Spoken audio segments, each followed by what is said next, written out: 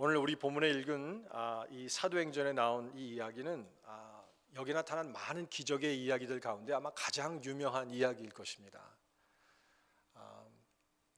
사도 베드로가 예수님을 따르면서 많은 기적들을 행했는데 그 중에 아마 가장 유명하고 저희가 방금 읽었지만 여러분 어떠십니까? 읽으면서 참 멋있다.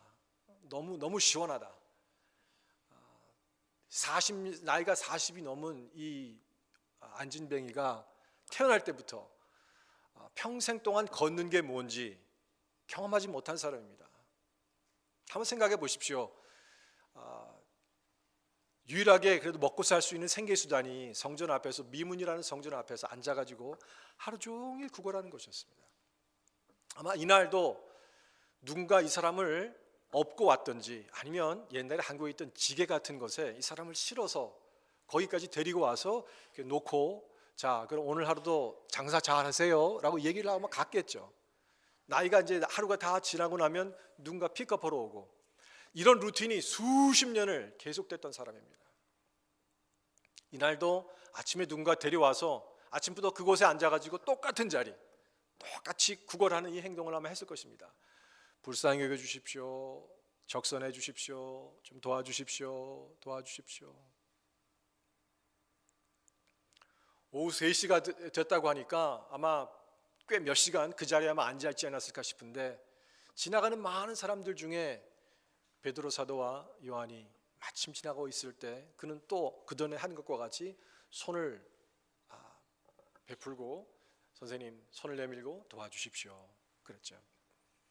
많은 사람들은 그저 지나가면서 동전 한두 입을 떨구고 지나갔을 텐데 베드로 요한은 그러지 않았습니다. 딱 멈춰서고는 주목해서 그 사람을 봤습니다. 그리고 아마 이 사람은 베드로를 쳐다보지 않았던 것 같아요. 그저 다른 데를 보거나 땅을 보고 있었던 것 같은데 주목하여 보라라고 그 사람의 시선을 요구했습니다. 이 사람이 이 사람은 돈을 좀 많이 줄 수도 있겠구나 싶어가지고 눈을 들어서 얼굴을 쳐다보는데 베드로가 눈이 마주치면서 얘기합니다. 은과 금은 내게 없거니와 내게 있는 곳으로 내게 주노니 나사렛 예수 그리스도의 이름으로 걸어라. 이상하다. 아니 난 돈 달라고 하는데 많은 돈도 아니고 그냥 뭐 미국 돈으로 하면 페니, 니콜, 다임, 쿼터, 달러 코인이 있으면 그런 것을 받는 날은 정말 횡재한 날이겠죠. 그 정도 주겠거니 생각했는데 이 사람은 이상한 말을 한단 말입니다. 은과 금은 내게 없으니 난 지금 돈 없어요. 그렇지만 내게 있는 것으로 내게 주노니 나사렛 예수 그리스도의 이름으로 걸어라. 거기까지는 이상했지만 그래도 들을만 했습니다. 근데 갑자기 이 사람이 이 안진뱅이의 손목을 잡습니다. 그리고 걸으라는 말과 함께 끌어당기는 거예요. 그래서 아니 이 사람이 지금 무슨 일을 하는 거야? 이거 지금 많은 사람들 여기 지나가고 있는데 안진뱅이를 끌어당기면 어떻게 됩니까? 질질 끌리죠. 안 그래도 성전 앞에서 구걸하는 그 신세가 참 처량한 신세인데 사람들 다 지나가고 있는 그 길목 앞에서 이 사람을 끌겠다라는 겁니다. 이게 무슨 짓인가 싶은데 그도 모르는 사이에 다리에 이상한 느낌이 옵니다. 그러니까 순간적으로 일어섰습니다. 평생 처음으로 경험해봤어요. 그러더니 다리에 힘이 들어가서 걸을 수 있게 되고요. 좀 있으니까 뛰기 시작합니다. 이게 무슨 일인가? 꿈인가 생신가? 그러면서 자기에게 기적이 일어난 것을 그는 깨닫습니다. 하나님을 찬송합니다. 내게 기적이 일어났다. 내게 기적이 일어났다. 이 사건이 너무나 놀라운 사건이었습니다. 왜냐하면 성전에 예배하러 간 사람들은 그 사람을 알았거든요. 그 자리에 지나가면 꼭 저 사람은 저기 앉아서 구걸을 하는 사람이에요. 생각해 보세요.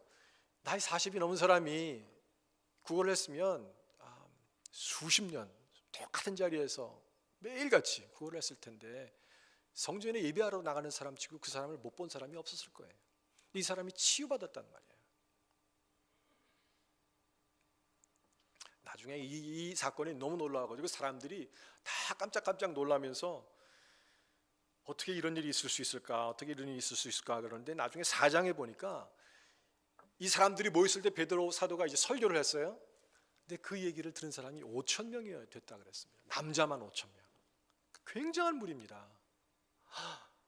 한 사람의 기적이 일어났는데 그것에 대해서 베드로 사도가 설교를 할 때 5천 명의 남자만 5천 명이 되는 사람들이 그 설교를 들었단 말이죠.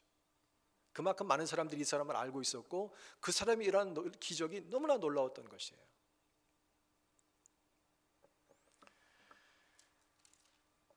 이와 같은 기적을 이루는 장본인이 됐으니 정말 얼마나 놀라운 영광입니까? 베드로 사도로서는. 정말 이 이야기를 읽는, 본문을 읽은 우리들도 마음이 시원한데 베드로 사도는 본인이 그 주인공이 됐으니 얼마나 놀라운 영광이요 축복입니까? 저는 오늘 이 아침 이 본문을 읽으면서 이 부활절 아침에 매년 우리는 부활절을 지킵니다. 성금요일을 고난주간을 지키고 그 다음에 부활절을 지키는데 우리가 부활절이 되면 이렇게 교회에 와서 예배를 드리고 또 서로에게 해피 이스터라고 인사도 하고요, 말씀을 듣고 또 특별 찬양을 합니다. 그러나 우리가 오늘 이 아침 우리가 생각하기 원하는 것은 예수님의 부활에 대해서 얘기하는 talking about the resurrection of Jesus Christ, about Christ가 아니라 부활이 무엇을 의미했고 예수님의 부활 이후 무슨 일이 일어났으며 나의 삶은 그러면 어떻게 살아야 되는가에 대해서 생각해 보기 원합니다. 베드로 사도는 예수님을 3년 동안 따랐던 사람입니다. 그 기간 동안 그는 예수님의 조력자였습니다. 돕는 사람, 예수님의 사역을 돕는 사람이었어요. 예수님 이거 해라, 어디 가라 하면 이것을 행하고 또 어디 따라가고 예수님 가시는 곳마다 따라하고 정말 조력자였어요. helper. 그게 베드로의 일이었는데 오늘 사건에서 나타나는 베드로의 모습은 조력자가 아닙니다. 그는 사역자입니다. 사역자. 성령이 그에게 충만히 임하시고 성령 충만한 이 사건을, 오순절 사건을 그가 경험하면서 그가 변화됐습니다. 조력자에서 사역자로. 무슨 말입니까? 이제 더 이상 이 다른 사람의 명령을 듣고 심부름을 하고 따르는 입장에서 이제는 성령님이 그 속에 내주하시면서 충만히 임하신 상태가 됐기 때문에 그가 하는 일 자체가 그냥 사역이 되어버리는 거예요. 성령님이 그를 통해서 이제 활발하게 그를 쓰시고 일하시기 시작한 겁니다. 여러분 성경을 다 잘 아시지만 이 이야기는, 이 기적 같은 놀라운 기적의 이야기는 한 번 나타나고 그치는 것으로 끝나지가 않습니다. 계속해서 이런 놀라운 기적의 이야기들은 일어납니다. 무슨 말입니까? 누가 시켜서 한 것이 아니라는 것이고 성령께서 그 속에 내재하시는 성령께서 그에게 말씀하시고 감동을 줬을 때 그대로 따라 행했는데 그 다음부터 나머지 일들은 하나님의 놀라운 능력이 그 속에 임재하신 성령님을 통해서 나타나기 시작했다는 겁니다. 우리는 어찌 보면 너무나 오랜 시간 동안 생각 없이 이러한 조력자와 같은 삶을, 신앙생활을 해오지 않나 생각을 합니다. 교회 가서 성경부 꾸준히 시키는 대로 열심히 하고 또 이렇게 필요한 거 할 것이 있으면 돕고 섬기고, 그것이 다 나쁘다는 것이 아니라 좋은 것이에요. 근데 하나님은 우리를 그러면 조력자로만 그냥 두게 하시는가? 저는 아니라고 믿습니다. 하나님은 우리 모두를 사역자로 부르고 계시고 지금도 부르시고 그러한 삶을 살기를 원하신다라고 저는 믿습니다. 사역자라 그래서 안수받은 목회자, 목사나 전도사만 사역자가 아닙니다. 성령님의 붙잡혀서 하나님의 인도하심을 따라 하나님이 원하시는 일을 해내는 삶, 또 그 삶 속에 하나님의 능력이, 놀라운 능력이 나타나는 사람, 이런 모든 사람들은 다 사역자입니다.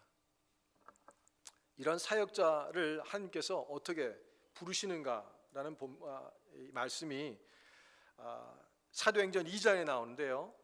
베드로 사도가 막 사람들이 방언을 하기 시작하는데 이 방언이 여러 나라 사람들에게 자기 언어로 들렸어요.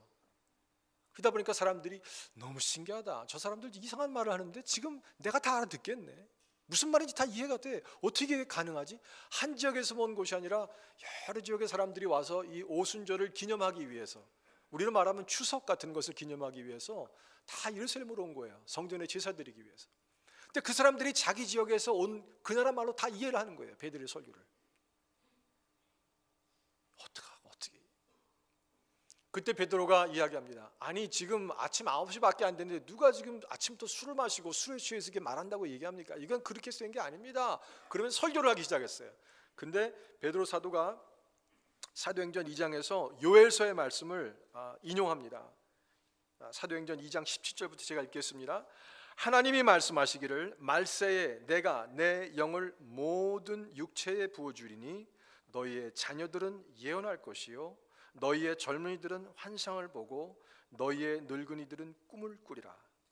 그때 내가 내 영을 내 남종과 여종들에게 부어주리니 그들이 예언할 것이요 또 내가 위로 하늘에서는 기사를 아래로 땅에서는 징조를 베풀리니 곧 피와 불과 연기로다.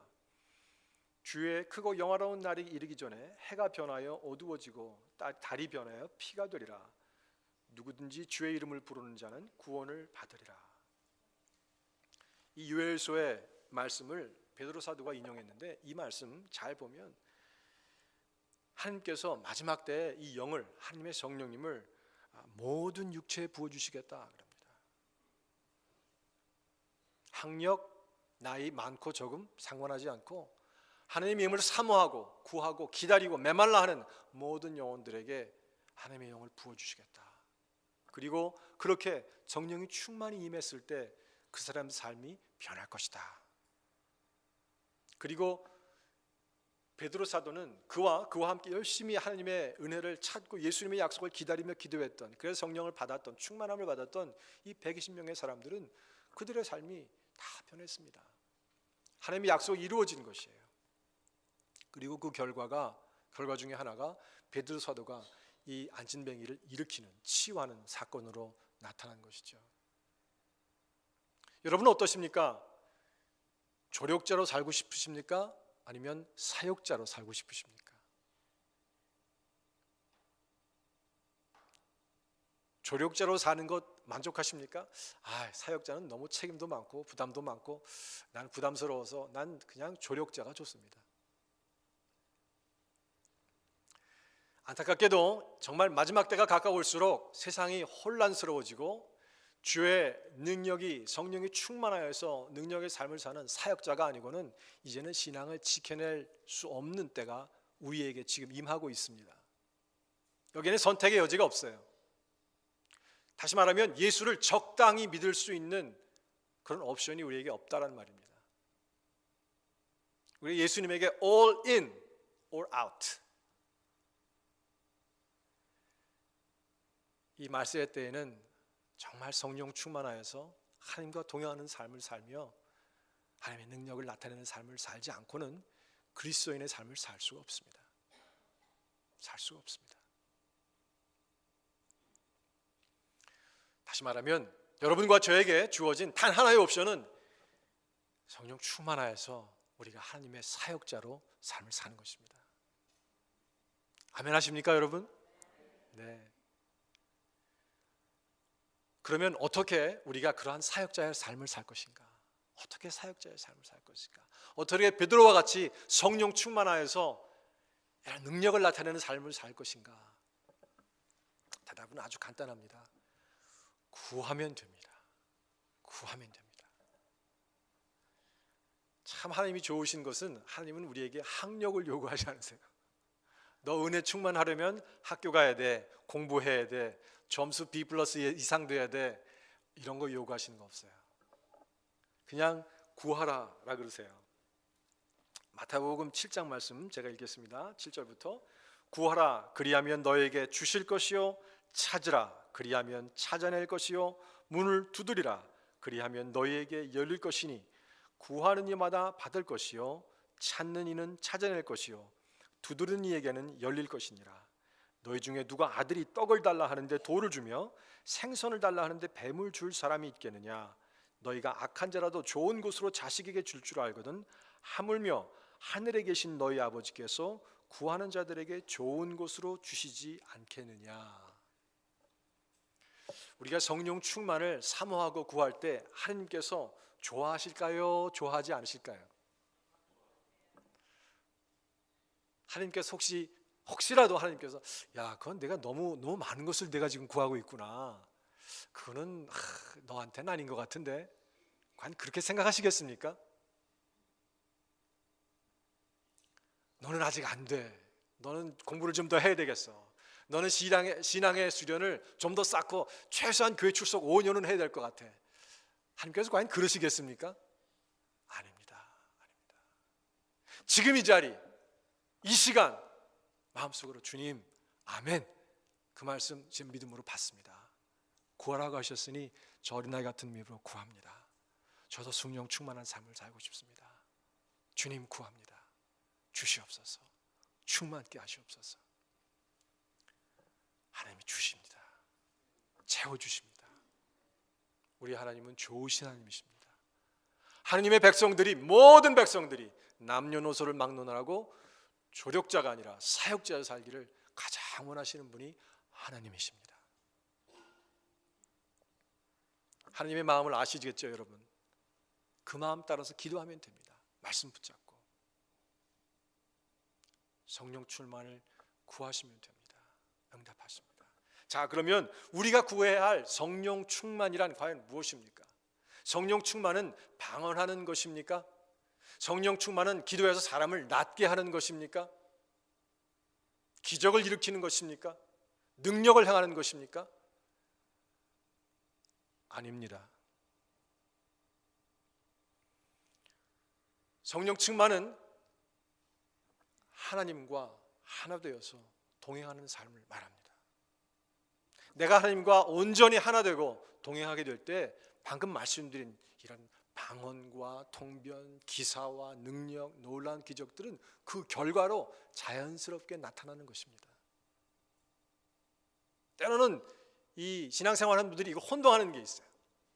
아, 내가 성령 충만 받아야지. 성령 충만이 뭐예요? 그러면 방언하는 것, 기도해가지고 사람을 낫게 하는 것, 신비한 능력을 갖는 것이라고 생각하시는데 엄밀히 말해서 그것은 정답이 아니에요. 성령 충만은 예수님과 하나 되는 겁니다. 부부가 결혼하면 일심동체라는 말을 쓰지 않습니까? 제가 한문을 잘 모르지만 하나 된다라는 뜻인 것 같은데 결국은 우리가 성령 충만은 성령과 하나 되는 것입니다. 그래서 하나님의 마음이 내게 느껴지고 하나님의 생각하는 것이 내 생각의 기준이 되고 하나님이 하시고자 하는 말씀이 내가 하는 말이 되는 것, 바로 이것이 성령 충만인 것입니다.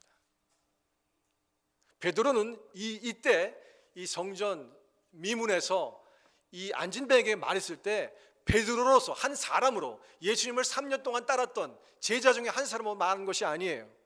그 순간 베드로는 성령님에게 붙잡혀서 성령께서 이게 주신 말씀을 그냥 전했을 뿐이에요. 은과 금은 내게 없으나 내게 있는 것으로 내게 주노니 나사렛 예수 그리스도의 이름으로 걸어라.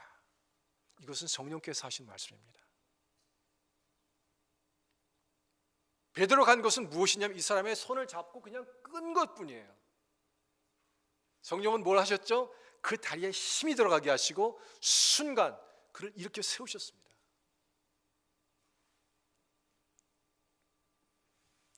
우리는 이러한 성령 충만을 간구하고 사모해야 합니다. 주님과 하나 되고 싶습니다. 더욱더 예수님을 본닮고 싶습니다. 예수님을 따르고 싶습니다. 이 성령 충만을 구하십시오. 하나님이 응답해 주실 것입니다. 여러분 믿습니까? 예, 믿습니다. 그리고 여기에 모든 것을 거십시오. 여러분의 인생을 거십시오. 나는 예수님과 함께 동행하는 삶을 사는데 나의 모든 것을 걸겠습니다. 나의 장래, 나의 가진 달란트, 나의 시간, 나의 모든 것 여기에 all in 하겠습니다. 오랫동안 결혼해서 부부생활 하신 분들이 가끔씩 이런 말씀들을 하십니다. 옛날엔 참 그 눈에 못이 씌워가지고 뜨겁게 사랑을 하고 결혼을 했는데 지금도 사랑하세요? 이렇게 물어보면 그냥 거의 10이면 9분은 대답하시는 말이 사랑은 무슨 사랑, 그냥 이제 정에 사는 거지. 그놈의 정이 뭔지 이렇게 그냥 말씀을 하세요. 여러분 혹시 그렇게 사십니까? 처음엔 뜨겁게 사랑했지만 지금은 뭐 사랑은 온데간데 없고 그저 같이 오래 살다 보니까 이제 정이 들어서 그저 그 정으로 같이 사는, 진심으로 바라건대 여러분들의 삶이 그렇지 않기를 간절히 바랍니다. 근데 안타깝게도 신앙생활할 때도 이런 비슷한 모습이 나타납니다. 우리가 믿음 생활할 때 첫사랑의 단어를 참 많이 쓰는데요. 첫사랑. 내가 첫사랑이라는 말을 하면 사람들이 굉장히 향수해져. 그때 내 참 옛날에는 예수님 처음 믿어서 순수했고 열정적이었고 눈물도 많았고 참 그때는 좋았는데. 근데 끝이 중요해요. 좋았는데 지금은 그렇지 않은 것 같다란 말이에요. 지금은 마음의 열정도 식어진 것 같고 그렇게 막 감사하고 눈물 그때 그렇게 많이 흐르던 눈물은 지금 메말라 버린 것 같아요. 아까 말씀드렸던 그런 어르신들의 말을 인용하자면 예수 처음 믿었을 때는 그 첫사랑으로 그 뜨거움으로 신앙생활을 했지만 지금은 습관 때문에 삽니다. 주일 되면 교회 나가고 교회 행사 있으면 봉사하고 처음에는 뜨거운 첫사랑을 주님과 나누었는데 지금은 습관처럼 교회를 나가고 있습니다. 여러분, 우리가 지금 그렇게 살고 있습니까? 우리가 그렇게 살다가 평생을 살다가 죽고 주님 앞에 서야 할 것 같습니까, 여러분? 그때 주님께서 우리를 보시면서 내가 너를 안다. 내가 처음 나를 참 사랑했구나. 정말 열심히 정열적으로 사모하고 살았는데 너의 모습이 안타깝다. 지금 내 앞에 선 너의 모습이 안타깝다. 우리가 주님에게서 그런 말씀을 들어서는 절대 안 되겠습니다. 절대 안 되겠습니다.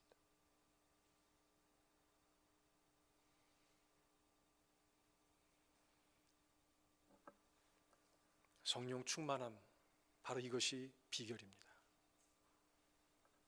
첫사랑은 첫사랑 나름대로 귀하고 값어치가 있어요.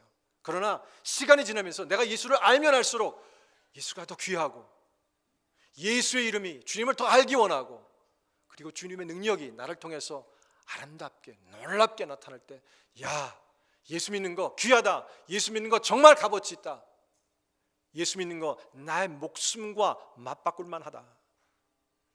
점점 이 확신이 우리 가슴 속에 강하게 자리 잡는 바로 그것이 우리의 신앙생활이 되어야 할 것입니다.